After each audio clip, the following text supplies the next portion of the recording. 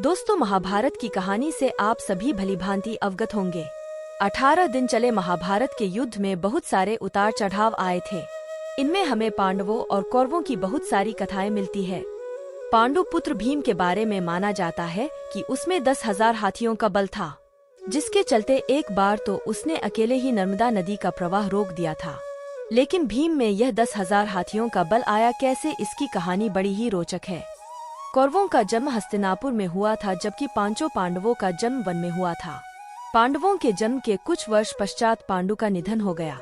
पांडु की मृत्यु के बाद वन में रहने वाले साधुओं ने विचार किया कि पांडु के पुत्रों, अस्थि तथा पत्नी को हस्तिनापुर भेज देना ही उचित है।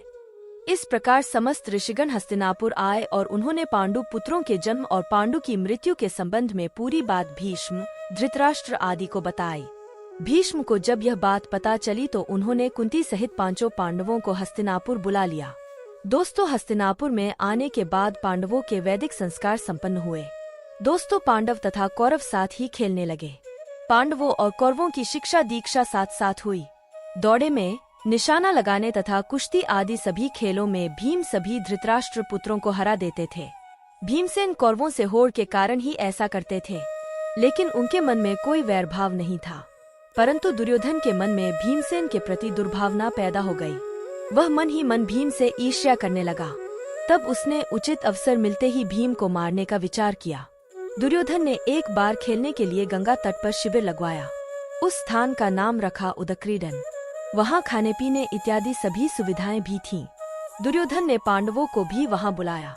एक दिन मौका पाकर दुर्योधन ने भीम के भोजन में विष मिला दिया। विष के असर से जब भीम अचेत हो गए तो दुर्योधन ने दुशासन के साथ मिलकर उसे गंगा में डाल दिया। भीम इसी अवस्था में नागलोक पहुंच गए। वहां सांपों ने भीम को खूब डंसा, जिसके प्रभाव से विष का असर कम हो गया। जब भीम को होश आया तो वे सर्पों को मारने लगे। सभी सर्प डरकर नागराज वासुकी के पास गए और पूरी बात बताई। तब वासुकी स्वयं भीमसेन के पास गए। उनके साथ आर्यक नाग ने भीम को पहचान लिया। आर्यक नाग भीम के नाना का नाना था। वह भीम से बड़े प्रेम से मिले। तब आर्यक ने वासुकी से कहा कि भीम को उन कुंडों का रस पीने की आज्ञा दी जाए जिनमें हजारों हाथियों का बल है। वासुकी ने इसकी स्वीकृति दे दी। तब भीम 8 कुंड पीकर एक दिव्य शैया पर सो गए। जब दुर्योधन ने भीम को विष देकर गंगा में फेंक दिया तो उसे बड़ा हर्ष हुआ। शिविर के समाप्त होने पर सभी कौरव व पांडव भीम के बिना ही हस्तिनापुर के लिए रवाना हो गए।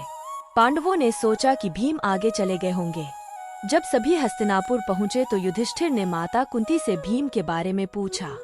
तब कुंती ने भीम के वापस न लौटने की बात कही। दोस्तों, सारी बात जानकर कुंती व्याकुल हो गई। तब उन्होंने विदुर को बुलाया और भीम को ढूंढने के लिए कहा।